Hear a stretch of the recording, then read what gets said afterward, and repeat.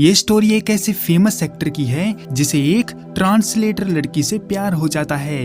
इस सीरीज का ये दूसरा एपिसोड है। अगर आपको इसके पिछले एपिसोड देखने हैं तो उसके लिंक नीचे डिस्क्रिप्शन में है। स्टोरी के शूटिंग ड्रामा से हमें एक सीन दिखाया जाता है जिसमें स्टोरी का कैरेक्टर ट्यूटर अपनी मैजेस्टी यानी महाराज को एक संदेश लिख रहा था कि उसका ट्रांसफर देश के बॉर्डर पर करवा दिया जाए क्योंकि वहां पर हालात बहुत नाजुक हैं।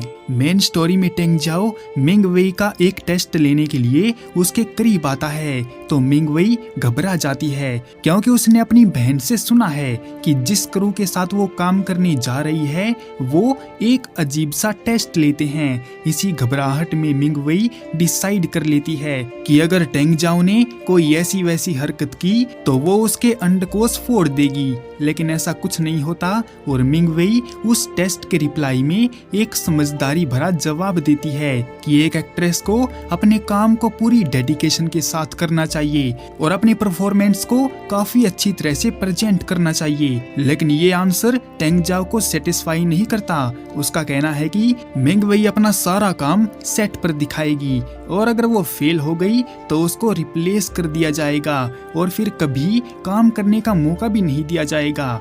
इसके बाद मिंग वेई रेडी हो जाती है और अपने प्रिंसेस वाले कैरेक्टर के लिए प्रैक्टिस करने लगती है। वो पूरी रात जागकर अपने डायलॉग्स को याद करती रहती है। सुबह होने पर मिंग वेई जल्दी से सेट पर पहुंच जाती है और ऐसा दिखाती है कि वो अपने को स्टार से काफी इंस्पिरेशन लेती है ताकि अपने काम में परफेक्ट हो सके। उन दोनों का मेकअप हो जाता है और वो शूटिंग के सेट पर होते हैं। अब राजकुमारी मिंग हुआ का एक सीन आता है जिसमें उसे तितली पकड़नी होती है, लेकिन मिंग वेई तितली पकड़ते पकड़ते स्क्रीन से ही बाहर चली जाती है। इसी तरह वो कई बार गलती करती है और माफी मांगती है। डायरेक्टर मिंग वेई से परेशान हो जाता है और उसे निकालने की बात करने लगता है, लेकिन टेंग जाओ के रिक्वेस्ट करने पर उसने मिंग वेई को एक और मौका दे दिया। इन सब से मिंग वेई काफी नर्वस हो जाती है तो वहां पर उसका तीसरा को स्टार चेन आता है जो राजकुमार का कैरेक्टर प्ले कर रहा था। उसका कहना है कि पहली बार शूटिंग करने पर नर्वसनेस आ ही जाती है, इसमें कोई बड़ी बात नहीं है और टेंग जाओ जैसे एक्टर के साथ काम करने का मौका हर किसी को नहीं मिलता। चैन के समझाने पर मिंग वेई को थोड़ी हिम्मत आ जाती है और वो कल फिर से शूटिंग के लिए तैयार हो जाती है। वहीं जियाओ टेंग जाओ को समझाता है कि एक एक्टर को अपनी साथी एक्ट्रेस के परेशान होने पर मदद करनी चाहिए और उसको हौसला देना चाहिए, लेकिन टेंग जाओ की नजरों में तो हर किसी को अपना स्टैंडर्ड खुद ही सेट करना पड़ता है। कोई किसी की मदद के लिए नहीं आता, इसलिए जो करना है खुद के दम पर ही करना है।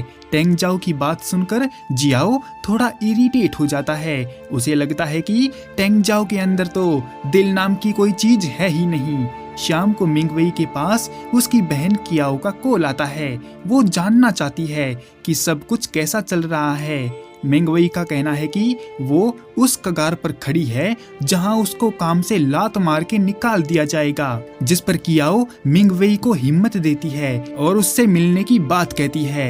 मिंग वेई भी उसको वहां आने की परमिशन दे देती है अगर वो अपनी ट्रेनिंग वाली क्लासेस से फ्री होती है तो। इसके बाद मिंग वेई को एक्टिंग से रिलेटेड कुछ टिप्स चाहिए थी, इसलिए वो बात करने के लिए टेंग जाओ के पास जाती है, लेकिन टेंग जाओ का कहना है कि उसकी एक्टिंग में ज्यादा कुछ दम नहीं था। लेकिन टेंग जाओ की नजरों में मिंग वेई के पास वो टैलेंट है जिसके बलबूते वो अपना एक नाम बना सकती है, इसीलिए टेंग जाओ उसे अपने आगे के शेड्यूल के लिए राजकुमारी मिंग हुआ की एक नोटबुक बनाने को कहता है ताकि वो प्रैक्टिस करे और उसकी एक्टिंग स्किल इम्प्रूव हो जाए। मिंग वेई खुशी खुशी वहाँ से चली जाती है और अगले दिन सेट पर जब लंच टाइम होता है तो चैन पहले से ही मिंग वेई का लंच ऑर्डर कर चुका होता है, इसलिए मिंग वेई उसी के साथ बैठकर लंच करती है। दूर बैठा जियाओ ये सब देख रहा होता है और वो टेंग जाओ को कहता है कि उसे कुछ करना चाहिए, लेकिन अपने सिग्मा लौंडे टेंग जाओ को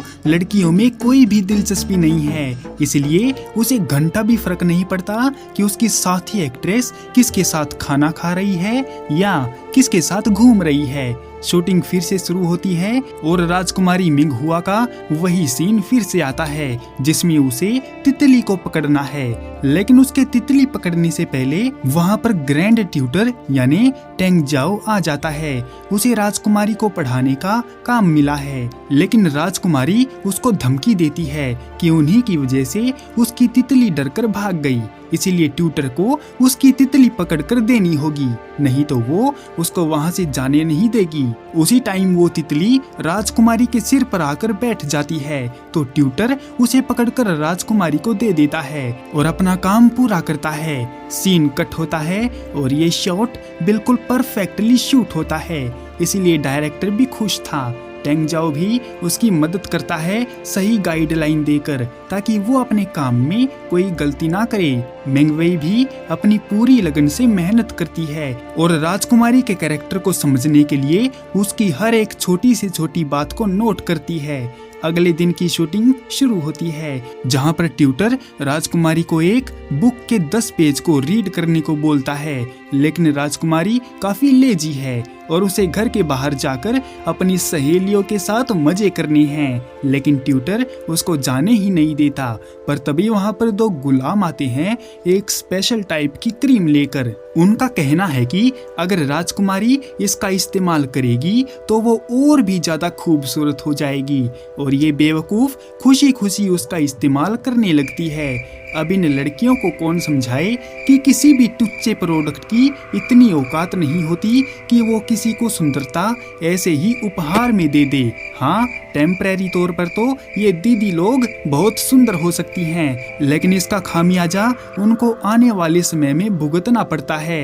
ये तो वही बात हो गई कि ऊपर वाले ने तो उसको एक अच्छा इंसान बनाकर भेजा, लेकिन वो मोहतरमा इंसानों के बनाए हुए प्रोडक्ट का इस्तेमाल करके समझती है कि वो ऊपर वाले के मैन्युफैक्चरिंग डिपार्टमेंट की वाट लगा रही है, यानी कि आ जाओ 40 रुपए में सुंदरता खरीद कर ले जाओ। खैर, ट्यूटर और मुझे इससे क्या लेना देना, हम तो इस पर पैसे बर्बाद करते नहीं। इसके बाद राजकुमारी अपने 10 पेज पूरे कर लेती है और बाजार में ट्यूटर के साथ फायरवर्क्स देखने चली जाती है, और साथ में वो ये भी देखना चाहती है कि आम लोगों की जिंदगी कैसी होती है। बाजार में राजकुमारी वहाँ चल रही आतिशबाजी को एंजॉय करती है, लेकिन सिपाही लोग उसको किसी भी चीज को छूने से मना करते हैं। तो थोड़ी देर के लिए खुलकर जीने की खातिर राजकुमारी ट्यूटर का हाथ पकड़कर वहाँ से भाग जाती है।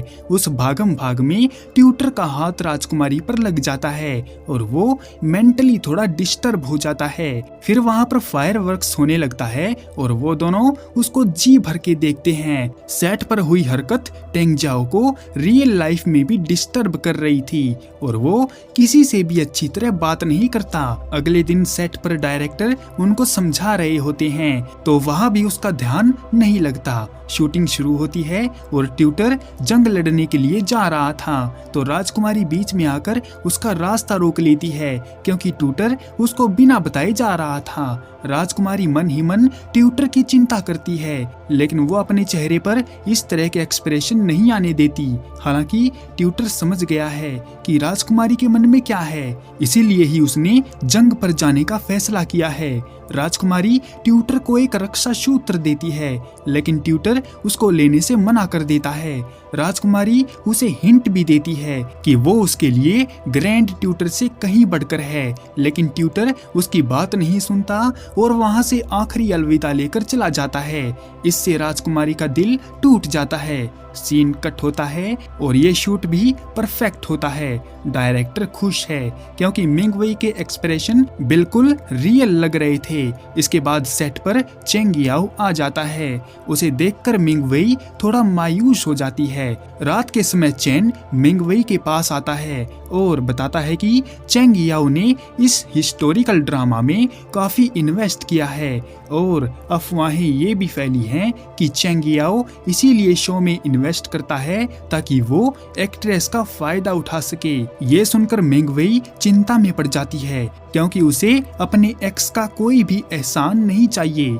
पर तभी चेंग याओ उसको मैसेज करता है और रात को डिनर पर बुलाता है। मिंग वेई पूछती भी है कि क्या उसी ने शो में उसको काम दिलाया है, लेकिन चेंग याओ सारी बात डिनर पर करने को बोलता है और वहीं टेंग जाओ डिनर पार्टी में ना जाकर अपने रूम पर ही खाना खा रहा था। तो जियाओ उसको आकर समझाता है कि उसे डिनर पार्टी में जाना चाहिए, नहीं तो वहां मौजूद हवस के भूखे भेड़िए बेचारी मिंग वई को अपने जाल में फंसा लेंगे। मिंग वई चैन के साथ उस डिनर पार्टी में जाती है जहां पर चेंग याओ पहले से ही 2-3 लोगों के साथ मौजूद होता है। फिलहाल के लिए इस एपिसोड को यहीं पर एंड करते हैं। क्या सच में मिंग वई के साथ कोई ओछी हरकत होगी या हमें कुछ और ही देखने को मिलेगा, वो तो हम नेक्स्ट एपिसोड में देखेंगे।